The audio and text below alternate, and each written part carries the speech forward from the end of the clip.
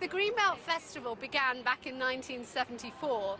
The Sun newspaper described it as the nice people's pop festival. Just a handful of Christian bands performing to a few hundred people in a field on a Suffolk farm. During the 80s and 90s, the numbers grew and so did the vision. Greenbelt used the arts to bring politics and religion together.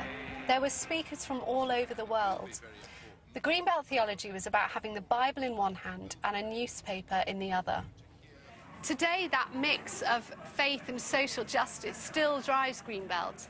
In amongst the talks and debates, you're going to find eco-campaigns and politics and even Billy Bragg.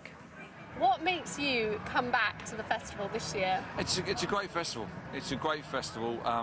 It's got that sort of activist side of the Christian faith. It's always been very to the fore. The workshops, the discussions that go on aside from just a gig. That's always an exciting thing to be part of.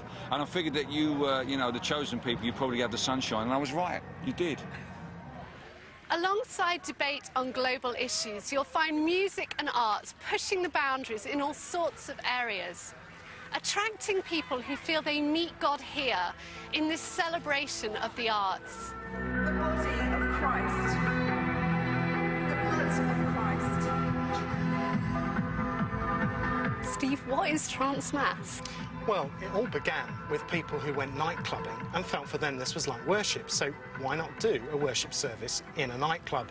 And that's really what it is, mass, communion, with trance music in a nightclub setting. There are not only new forms of worship here, but a whole load of other stuff that might not fit your stereotype of a Christian festival.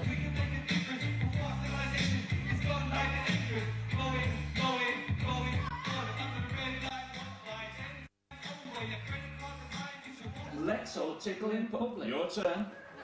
Tickle someone you haven't tickled before. I mean, basically, if the church was this place, the churches would be filled, because it's about immediacy, it's about basically poems that make you want to dance, it's about community.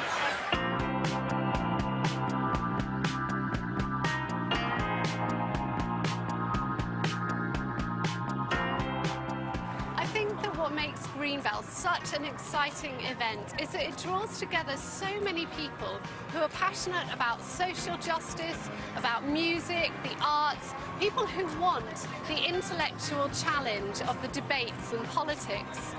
But the best thing of all is it brings together people of every walk of life and of every age group. I think if more churches could embrace these things, it would find itself a greater force for power and passion in society at large. Joanna is with me now with festival organiser Paul Northup. Joanna, it's all about trance mats and tickling, isn't it? That's all it is. It's about those things, but it isn't just about one thing in particular. It's about using the arts, using music. We've had Celtic big sing, we've had break dancing, and all these things come together to help people of every different walk of life know God better, worship God better, and tell the world about God in a better way, even using podcasting, as we've seen. Well, you said there that the church can learn something, so what specifically? I mean, people are running churches who are watching right now. What can they do specifically? What can they take away from this festival? I think they can take away this vibe, which Greenbelt has. It's a place where people really feel they can be themselves, whoever they are. It's a place where people know that they belong, whoever they are. And I think it's learning that the church doesn't have to follow one set formula in order to worship God and worship Jesus Christ. You know, you can do it through all sorts of mediums and through all sorts of passions that you have in your life. Whatever you love, that's where you can meet God. Paul, just describe to me, what is the real ethos? How would you describe, as the organiser, what is the ethos of Greenbelt Festival? It's a festival that wants to celebrate the Christian faith through the arts, but it's a festival that also wants to put that together with, well, how do we express that and live that out in the real world? So it's a festival that wants to engage with contemporary culture, with politics, with social justice, with activism, and put that together somehow with people's spiritual yearnings. It's always been like that, and it's like that today. And how's it changed over the years? Because this started back in the 70s, didn't it? It did. It's changed in the sense that the world has changed. But if you go to the core people, the people whose vision this whole thing was, it's still fundamentally the same. It's about saying, yeah, we believe this thing called Christianity. It's a bit odd, a bit tricky. What we want to do is wrestle with how you put that together with living in the real world. So the essence hasn't changed, but the world's changed, so our agendas shift all the time. And would you say there really are true Christian values in this festival? This is not just a summer weekend to bring the kids out to? I would say it is. I mean, behind us at the moment, we can see thousands of people gathering for a communion service.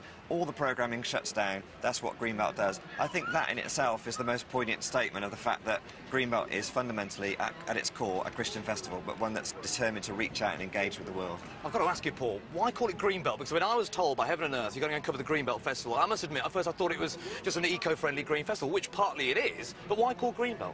Well, when they sat in that caravan on the Suffolk farm that Joanna mentioned in her piece, they wanted to come up with a name that didn't sound too cheesily Christian, if I can put it that way.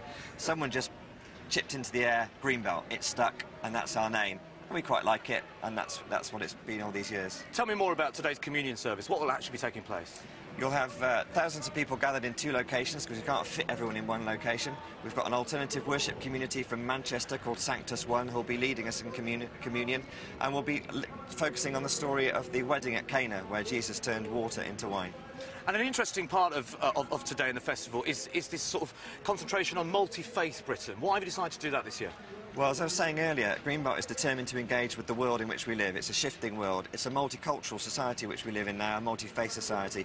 We need to understand what it means to be a Christian in that society, so that's why we need to create space and opportunity for people to wrestle with those sorts of issues and understand what it means to rebel up alongside and love and live with people of different faiths. Could it ever be possible that the Greenbelt could turn into a multi-faith festival, or does it have to stay primarily Christian?